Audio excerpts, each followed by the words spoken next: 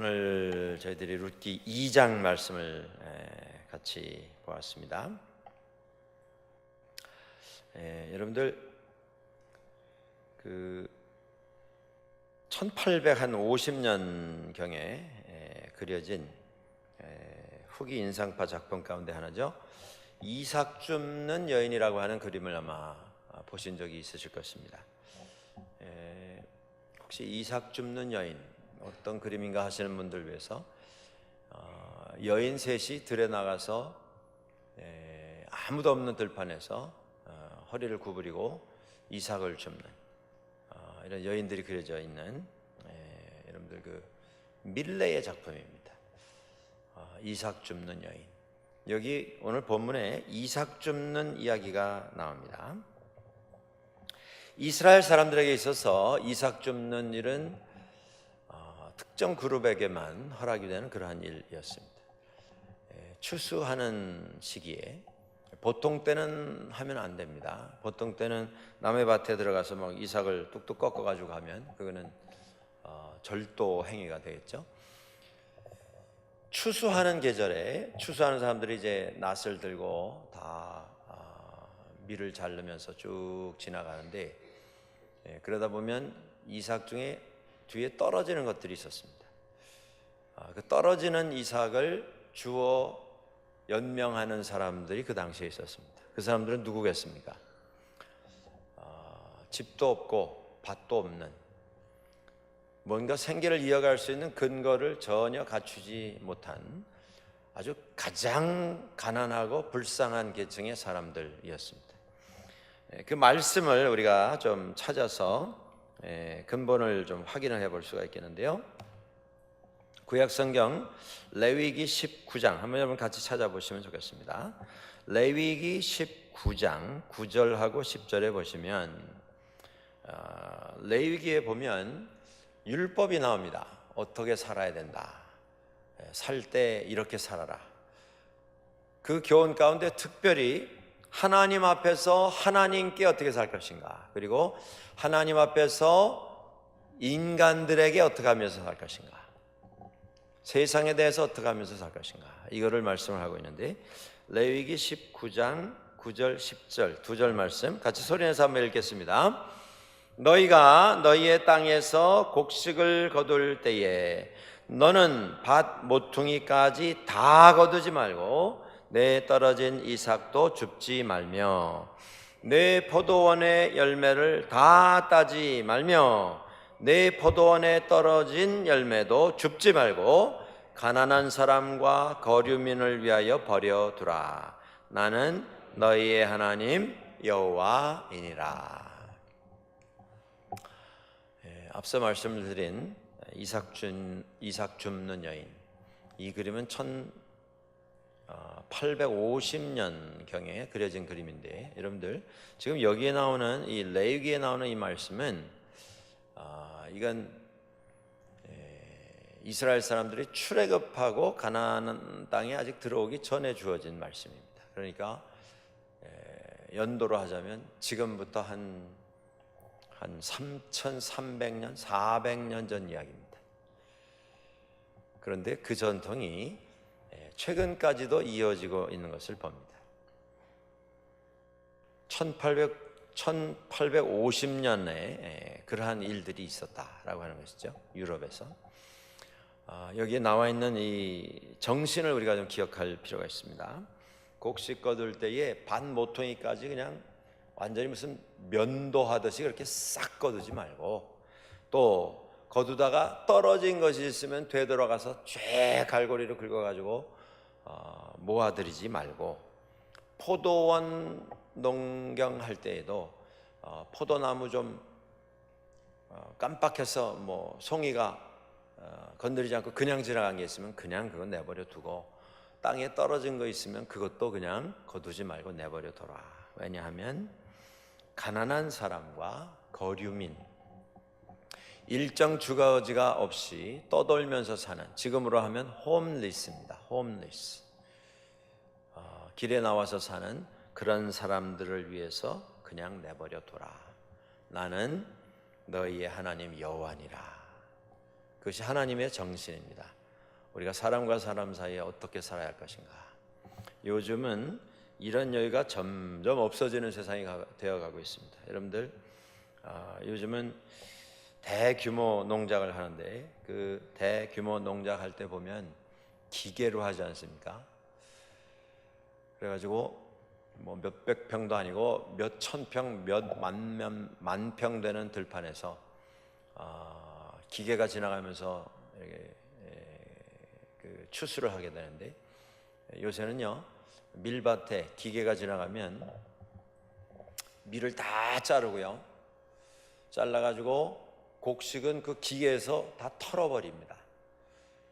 그리고 그 집단은 딱딱 묶어서 뒤에다 딱딱 떨어뜨리고, 그리고 털어진 그 곡식은 또 푸대자루에 다 쏟아져 가지고 차가 한번 지나가면 자르는 것뿐 아니고 다 털어서 털어진 나달들을 봉투에 넣어서 차가 지나가면서 일정 거리마다 하나씩 딱딱 떨어뜨리고 가죠. 그러면 뒤에 오는 사람은 그거 저 번쩍 들어다 트럭에다 싣고 바로 나가버립니다.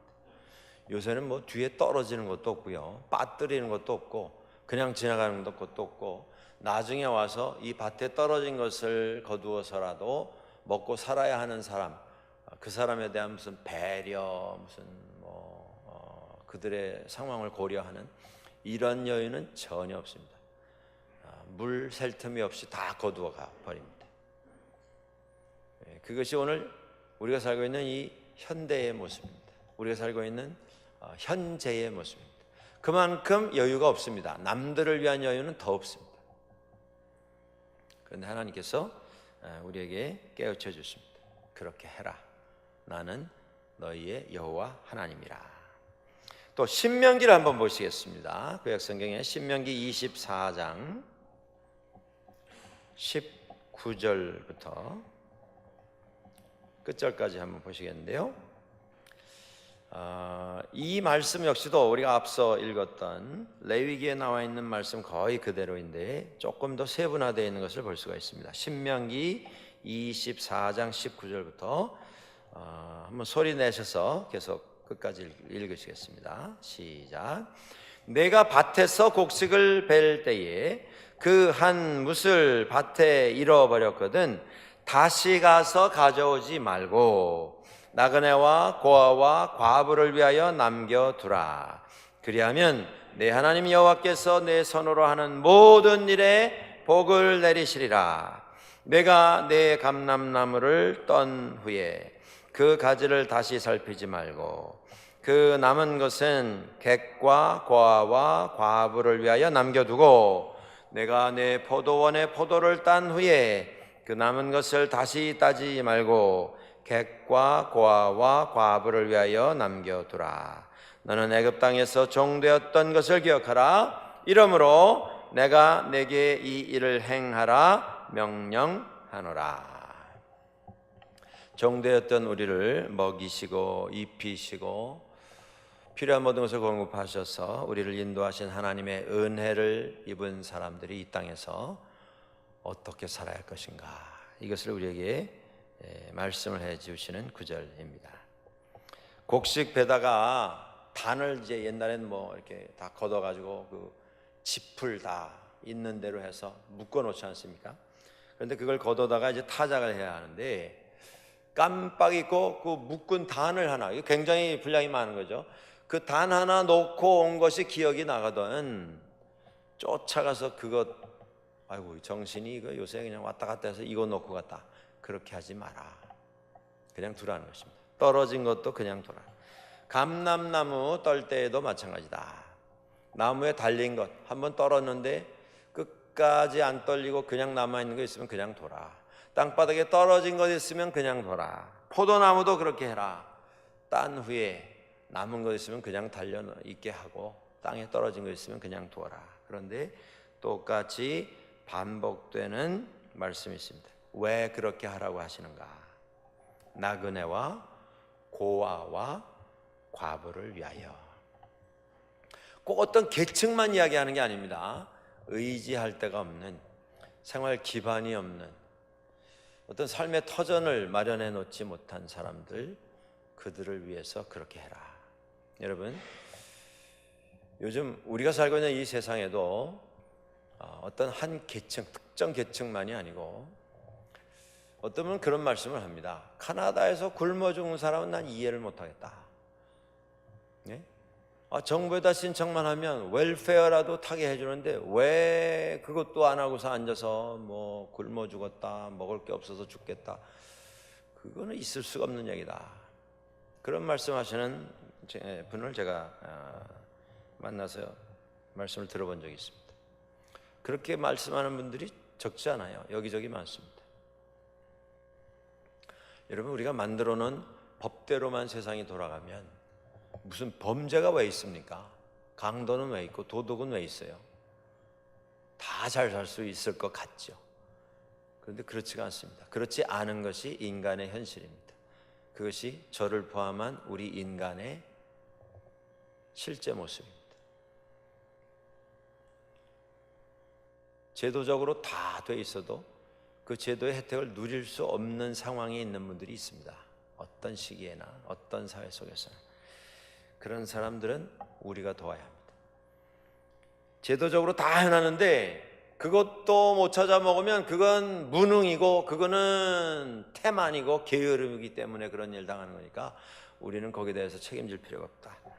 하나님께서는 그렇게 말씀하시지 않습니다. 애굽 땅에서 종되었던 너희의 삶을 기억해라. 오늘도 마찬가지입니다, 여러분들. 우리는 낭비라고 하는 걸 싫어하죠. 뭐가 사용이 될 때에 목적이 없이 그냥 사용되는 건 견디질 못합니다. 그렇지 않습니까? 그거 철저히 하는 게 무슨 삶의 기쁨이고 삶의 어떤 원칙이고 그것이 우리가 살아가는 철학이다. 우리는 그런 생각을 가지고 살아갑니다.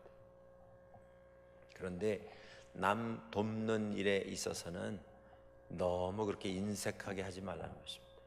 하나님께서 정말 계산대로 우리와 모든 것을 다 정산을 하시고자 하면 우리는 하나님 앞에 고개를 들 수가 없는 존재들입니다. 저를 포함해서 누구도, 이 세상에 그 누구도 하나님께서 모든 시시비비를 다 따져서 계산을 정확히 하시자고 하면 우리는 하나님 앞에 고개도 들 수 없는 사람들입니다. 은혜가 있었기에 오늘 우리들이 있습니다. 그러니까 우리보다 어려움에 처해 있는 분들, 도움을 꼭 필요로 하는 분들에 대해서 왜 그 지경이 됐느냐, 도대체 어떻게 해서 그런 상황이 됐느냐, 왜 거기서 헤어나지 못하느냐, 이거 다 꼬치꼬치 캐물으면서 내 궁금증을 만족하게 해주는 사람은 내가 도와주겠지만 그렇지 못한 사람은 도움을 얻을 자격이 없다. 그렇게 교만하게 다른 사람을 다스릴 생각하지 말라는 것입니다. 그렇습니다.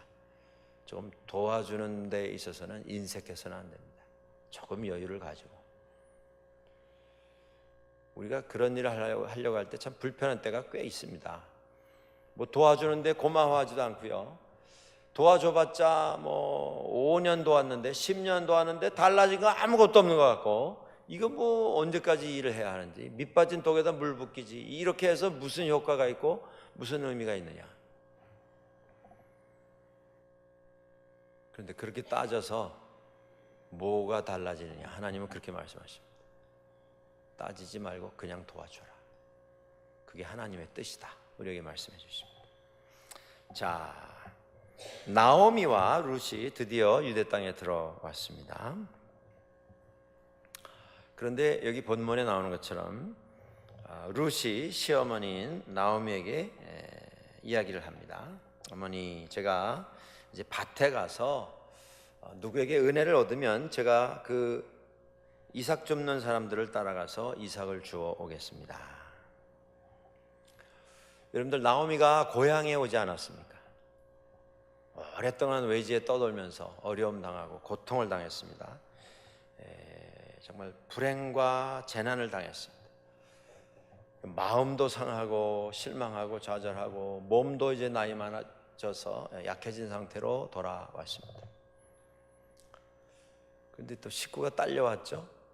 모압 이방인 여인으로서 며느리 되었던, 아들은 세상 떠났는데 아이도 없는 며느리가 자기는 죽어도 어머니 떠날 수 없습니다. 어머니 가시는 곳에 저도 가고, 어머니 머무시는 곳에 저도 머물고, 어머니의 백성이 나의 백성이 되고, 어머니의 하나님이 나의 하나님이 되겠습니다. 저로 집으로 돌아가라 하지 마십시오. 제가 어머니를 떠나면 하나님께서 제게 벌을 주시기를 원합니다.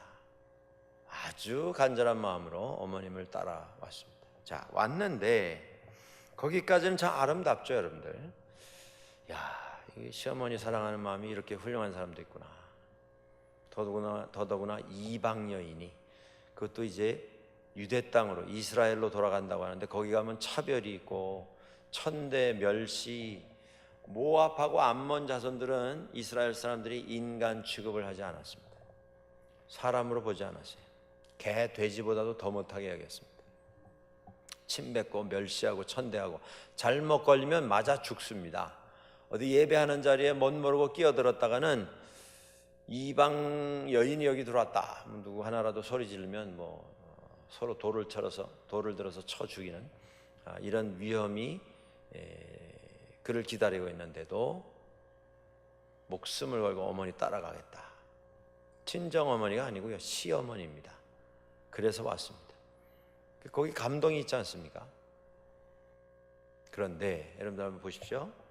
감동이 있는데요, 현실은 감동과는 거리가 멉니다. 그렇게 시어머님을 모시겠다고, 시어머니를 모시겠다고 따라왔으면 뭐 좀 팔자가 피는 일이 있어야 될 거 아니겠어요? 그렇지 않습니까? 상식적으로. 그렇게 헌신하고 돌아왔으면, 그렇게 왔더니 사람들이 감동을 받아서 그에게 축복을 해줬다. 그렇게 와서 어려움 속에서 사업을 시작했는데 그저 대박이 나서 삶이 다 회복되고 행복하게 잘 살았대더라. 그런 일이 있어야 되지 않겠어요? 그런데 와가지고 하는 일이 뭐예요? 가서 남의 밭에 추수할 때 가서 뒤에 떨어진 이삭을 좀 주워가지고 오겠습니다. 그것도 가서 나오미가 집에 있고, 나오미는 또 그나마 몸이 벌써 나이가 많이 들어서 나가서 노동할 수 있는 그런 상태가 아닙니다. 그러니까 룻 하나가 나가서 이제 두 사람 몫을 해야 하는데, 2절에 보면 내가 밭에 가서 누구에게 은혜를 입으면, 무슨 얘기입니까? 넓은 밭에 추수하고 있어서 갔는데 거기서 추수하고 있는 사람들이 못되게 굴면 그나마 그것도 못하는 겁니다. 너 누구냐? 누가 여기 보냈느냐? 누구 허락 받고 여기 왔느냐? 우리한테 너 허락 받은 적 있느냐? 이러고 시비가 걸리면 그것도 못하는 거예요. 그러니까 내 삶이 완전히 다른 사람에게 달려 있습니다. 내가 가서 열심히 해가지고 오늘 일당을 받아오겠습니다, 그게 아니에요. 내가 아무리 열심히 하려고 해도 주변 사람들이 그걸 허락지 않으면 먹고 살 수가 없는 상황에 맡겨진 그런 인생입니다. 여러분들 상상이 되십니까? 그런 상황에 내가 한번 처해 있다 생각해 보십시오. 내가 아무리 열심히 해도, 아무리 좋은 선한 의도를 가지고 하려고 해도 다른 사람이 결정권을 쥐고 있는 그런 상황에 내가 살아가야 한다. 그런데 그 사람이 노하면 그나마 남은 방법이 남의 밭에 추수할 때 떨어진 이삭 줍는 것인데, 그것도 못하면 굶을 수밖에 없는 그런 상황입니다. 자, 이것이 나오미와 룻의 현실입니다. 그리고 나갔어요. 나가서 베는 자를 따라서 밭에서 이삭을 줍게 되었습니다. 아마 나이도 어리고 보아하니 이스라엘 유대인은 아닌 것 같고 이방인인 것 같고 어디 떠돌다 온 사람인가 이런 생각도 했겠죠. 그래서 불쌍하고 혼자 나오고 너무 가련해 보이니까 아마 줍게 해 주었던 것 같아요. 그 이삭을 줍는 일이 혼자 하는 게 아닙니다. 넓은 밭에 많은 사람이 나와서 하는데 누구 하나가 더 붙으면 한 사람에게 돌아오는 분량이 그만큼 적어지는 거 아니겠어요? 그럼 신경이 안 쓰일 수가 없죠.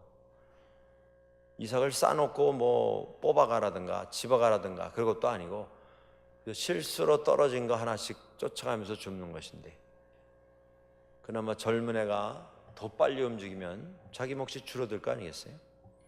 그런데도 은혜를 입어서 줍게 되었습니다. 그런데 줍다가 3절에 여러분들 한번 소리내서 같이 읽으실까요? 3절. 룻이 가서 베는 자를 따라 밭에서 이삭을 줍는데 우연히 엘리멜렉의 친족 보아스에게 속한 밭에 이르렀더라. 어쩌다 보니까 보아스라고 하는 사람의 밭에 가서 이삭을 줍게 되었습니다. 자, 4절도 한번 보실까요? 4절 첫 줄만 읽겠습니다. 시작. 마침 보아스가 베들레헴으로부터 와서, 이제 베는 사람들을 만나서 자기 밭에 나온 거죠. 자, 3절과 4절에 우리가 읽은 이 말씀에 공통이 되는 표현이 있죠. 3절에 우연히, 4절에 우리가 읽은 9절에서 우연히와 비슷한 단어가 하나 나오죠. 뭡니까? 마침. 이거 우리 다른 말로 바꾸면 어떤 표현이 될 수 있을까요? 어쩌다 보니. 억지로 우리가 맞춘다면 어쩌다 보니, 어쩌다가, 우연히, 지나가다가, 심심해서, 할 일이 없어서 그냥 여러 밭을 돌아보는 중에, 그죠? 일상 들리는 일이었기 때문에 어떤 뚜렷한 목적과 계획을 가지고 의도해서 시간을 맞춰서 거기 나온 게 아니라는 것이죠. 적어도 룻은 그렇게 생각했습니다. 적어도 우리 사람들이 보기에 보아스는 그날 그곳에 그냥 늘 주인이 나와서 오늘 추수가 어떻게 되거나 감시하고 확인하고 점검하기 위해서 지나가는 길이었습니다. 우연히, 그야말로 우연입니다. 여러분, 사시면서 어떤 일이 우연히 일어났는데 그 일어난 우연한 일이 내게 굉장히 기분 좋은 일이었던 그런 경험이 있으십니까? 우연히. 우리가 흔히 경험할 수 있는 일 가운데 이 밴쿠버의 특별히 다운타운 쪽에는 길에 차 세우기가 쉽지가 않습니다. 복잡한 시간에는 차 세울 수 있는 공간이 없죠. 다 차가지고. 그런데 갔는데 우연히 자리가 하나 딱 비는 겁니다. 갔는데 우연히 차가 하나 빠져나가는 거예요. 너무 기분 좋지 않아요? 자리가 없는데. 그래서 그냥 됐어요. 우연히 된 거죠. 그리고 내려서 보니까 그 빠져나간 사람이 돈을 잔뜩 집어넣고 갔어요. 여러분, 이 교회 근처는요 1시간에 길거리 파킹인데 1시간에 4불에서 5불 넣어야 됩니다. 제가 지난 주간에 진짜 우연히 복잡한 시간에 나갔다가 우연히 그 사람이 빠져나가고 그거 딱 하나 남았어요. 자리가 딱 됐는데 나가서 보니까요 55분이 남아있어요. 근데 제가 마치 무슨 뭐 100불짜리 상을 탄 것처럼 그렇게 마음이 흡족하더라고요. 그런 경험 저만 한 겁니까? 가끔 그런 일이 있으시잖아요. 있을 때 기분이 어떠세요? 기분 좋죠. 괜히 좋아요. 뭐 그래봐야 뭐 얼마 안 되는 돈이지만. 자, 그러면 이게 운이 좋은 겁니까? 아니면 하나님이 역사하신 겁니까? 여러분들 어떻게 생각하세요? 네? 길 가다가 뭐가 번쩍해서 봤더니 투니가 떨어졌어요. 2불짜리가 25전도 아니고. 그거 집으면 여러분들 기분이 어떠세요? 돌아오니까 아무도 없어요. 뭐 돈 찾는 사람도 없고 찾으러 오는 사람도 없고. 괜히 기분이 나쁘진 않지 않습니까? 우연히. 그러면 그 우연히 투니를 하나 주신 건 여러분들 이게 하나님의 뜻입니까? 아니면 내가 운이 좋아서 그런 겁니까? 어떻게 생각하세요? 제가 길 가다가 주워본 제일 큰 돈이 있어요. 캐나다에서.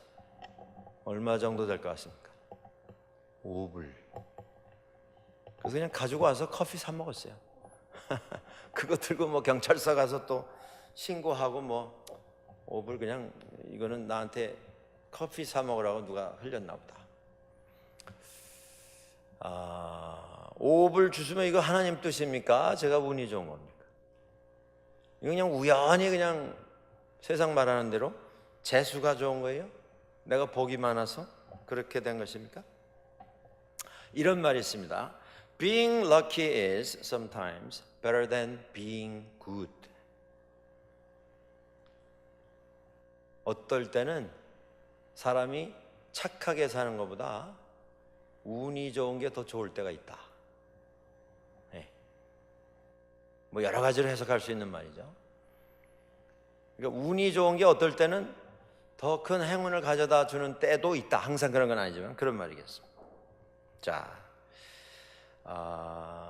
우리가 어떤 사고나 사건을 당할 때도 그렇습니다. 아주 아슬아슬하게 큰 불행을 당할 수도 있는 그런 상황에서 우리가 아주 아슬아슬하게 이렇게 빠져나가는 경우가 있습니다. 그때 우리가 어떻게 생각합니까? 이거 운이 좋았다. 큰일 날 뻔했다. 그게 운이 좋은 겁니까? 하나님이 역사하신 겁니까? 우리가 모든 것을 다 이건 하나님의 역사이다 이렇게 규정해서 이 하나님이 역사하신 목적이 이거고 하나님이 역사하신 이유가 이거다 정답을 규정해서 내놓을 수 없는 경우가 참 많습니다. 그러나 성경은 말씀합니다. 날아가는 참새 하나도 하나님이 허락지 아니하시면 땅에 떨어지지 않는다. 그러면 이 세상에 우연은 없는 것입니까? 모든 게 다 필연입니까? 그러면 운명입니까? 여러분 이것을 너무 확대 해석하면 가다가 뭐 5전짜리 주셨는데 하나님 이거 하나님의 뜻이다. 오늘 나에게 5전을 죽게 하신 하나님의 뜻은 그러면 무슨 의미일까? 이건 복권사실하는 무슨 사인인가? 그렇게 해석하기 시작하면 삶이 이상해집니다. 무리해서 그것을 하나님의 뜻이라고 하고 그 뜻이 무엇인가를 우리가 규정하려고 하는 노력을 너무 애써서 할 필요가 없어요. 하나님이 알려주시는 것이면 알려주십니다. 그러니까 그거 가지고 너무 고민하실 거 없으세요. 그리고 우리가 살다 보면 의미를 우리가 해석할 수 없는 사건이 많이 있습니다. 그렇죠? 그럼에도 불구하고 그 사건은 여전히 하나님의 역사 안에 포함이 되어 있는 것입니다. 내가 운이 좋았어. 재수가 있었어. 뭐 내가 영어 표현으로 럭키해서 복이 많아서 그런 일을 우리가 경험하는 게 아니란 말씀이죠. 얼마 전에 그런 일이 있었습니다. 한국에서 길 가다가 어떤 중년 여인께서 60 훨씬 넘으신 분이 뭐 이렇게 똘똘 말하는 뭉치 하나를 길에서 이렇게 덩어리 하나를 발견했습니다. 주워서 이렇게 펼쳐보니까 돈이에요. 돈 다발. 그런데 그게 뭐 1, 2천 불이 아니고 몇만 불. 그러니까 은행에 가서 그걸 찾아가지고 오시다가 누가 흘리고 간 거예요. 그래서 길 가다가 그걸 좀 먼저 보신 거죠. 그런데 마침 또 뒤따라오는 한 분이 있었어요. 그래서 같이 본 겁니다. 그걸 열어보니까 돈다발이에요.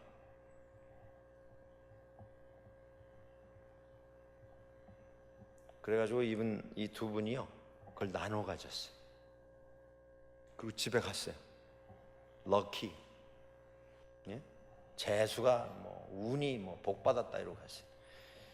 근데 이제 신고가 들어온 거죠. 내가 돈다발 떨어뜨렸는데 어디서 흘린지 몰랐는데 지금 못 찾겠다. 그 경찰이 한국에 뭐 CCTV가 잘 돼 있으니까 감시용 카메라 이제 이렇게 구석구석에 있으니까 이렇게 보니까 어떤 분이 와서 주워가는 게 이제 잡혔어요. 그래서 이제 찾아갔어요. 그때 그 아줌마가 이제 돈 주웠다고 그래서 내가 갖고 왔다고 나눠서 가졌어요. 근데 그 아주머니의 변명이 아주 요새 말로 대박입니다. 그분이 뭐라 그런지 아세요? 내가 예수 믿는 사람인데 평소에 하도 착하게 살아서 하나님이 복을 주신 걸로 생각했다. 만화 같은 얘기죠?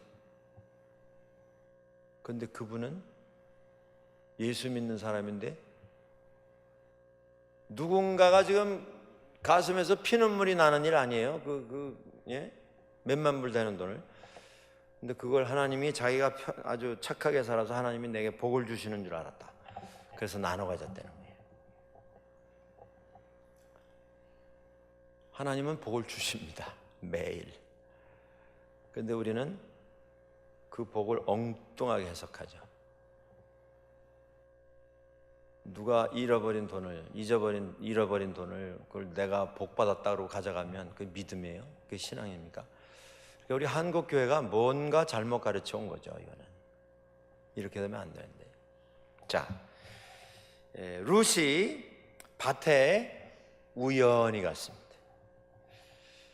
그리고 그 밭의 주인인 보아스가 우연히 그 밭에 왔습니다.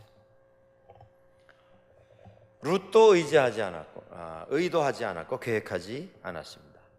보아스도 준비하거나 기다리거나 룻을 보기 위해서 그곳에 간 것이 아닙니다.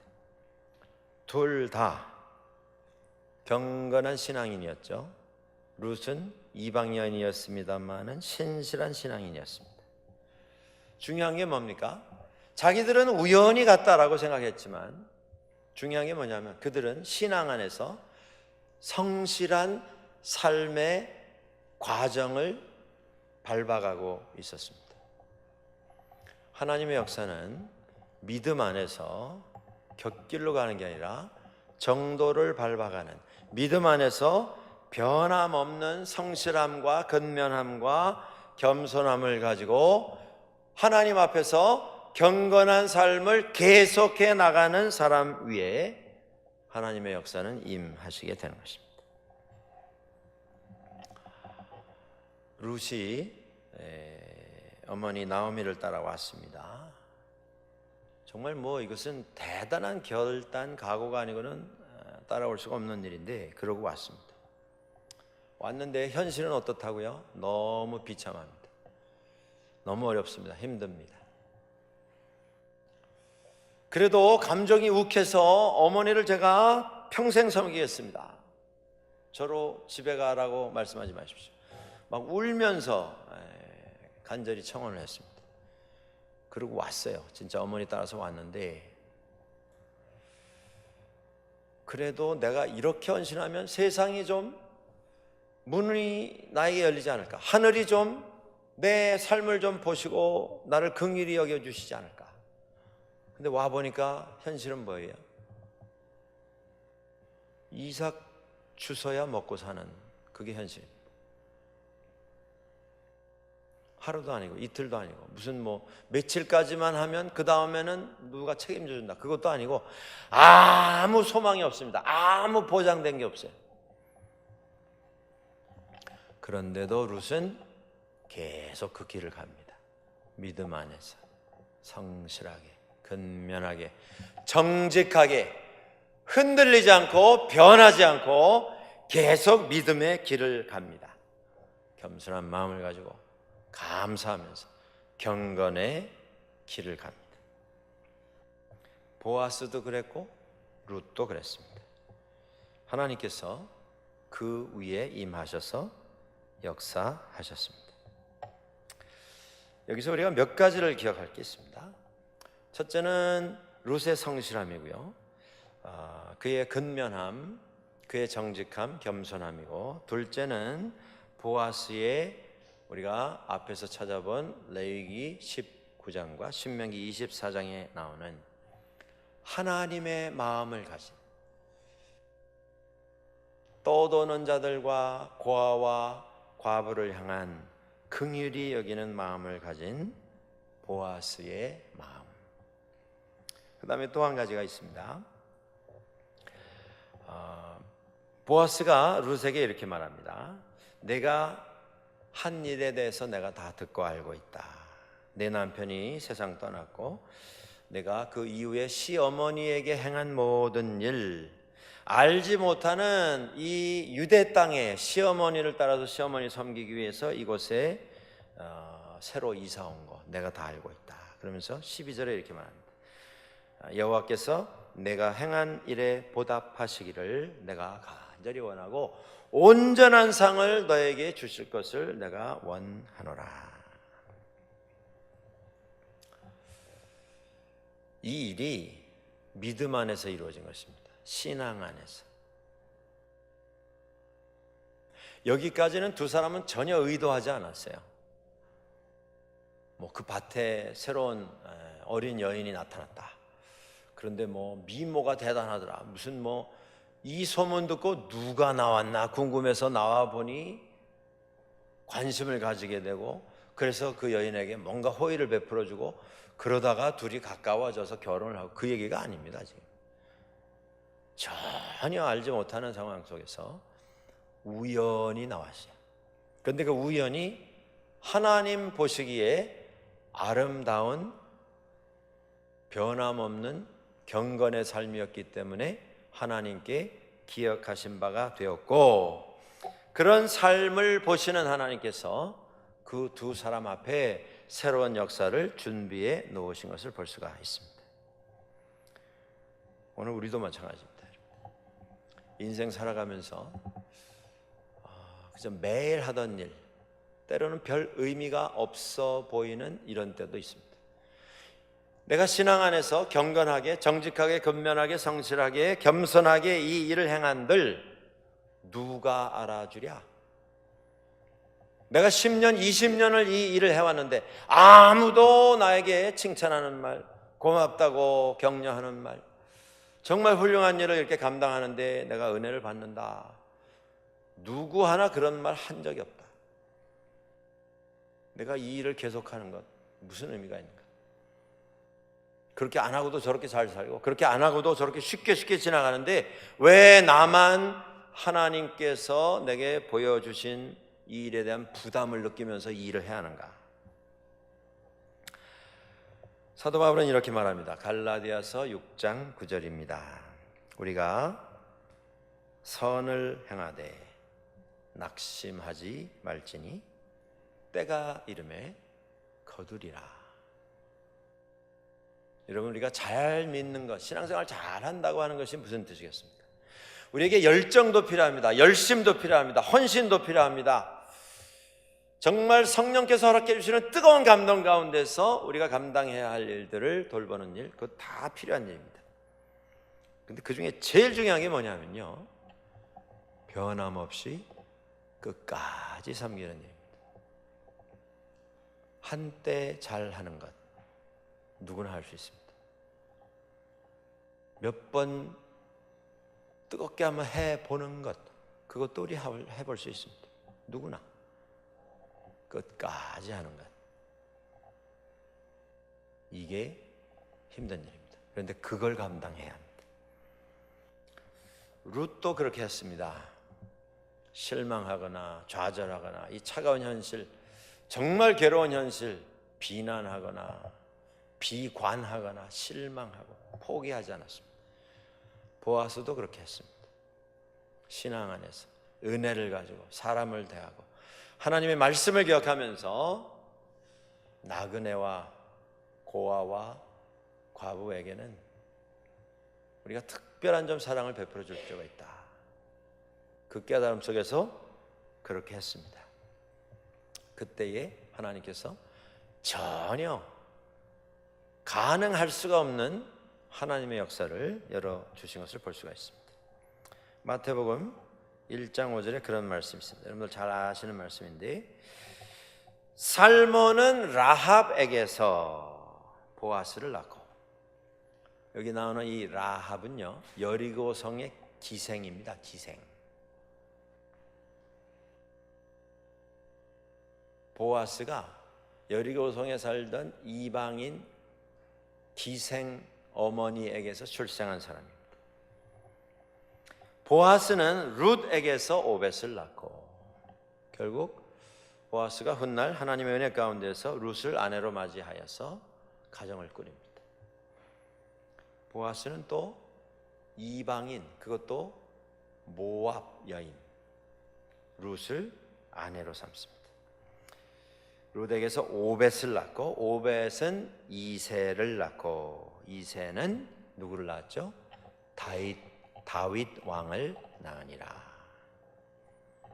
룻이 다윗 임금의 증조 할머니가 됩니다. 여리고성의 기생이었던 라합은 다윗 임금의 고조 할머니가 됩니다. 이것이 고생하다가 남편 잘 만나서 삶이 완전히 역전이 된, 완전히 무슨 개천에서 용이 난 이런 일이 아니라고 하는 게 중요합니다. 믿음 안에서 낙심하지 않고 변함없는 헌신의 모습을 가지고 믿음의 길을 가는 사람들에게 하나님께서 준비해 놓으시는 하나님의 역사입니다. 점점 이제 해가 길어지고 날이 점점 조금씩 차가워지고 있습니다. 벌써 10월 말입니다. 여러분들 기억하십시오. 낙심하지 말지니 때가 이름에 거두리라. 이 말씀 마음에 새기시고 매일 새로운 감사와 찬양 가운데 하나님 앞으로 더 가까이 나아가는 우리 모두가 될 수 있기를 주의 이름으로 간절히 축원합니다.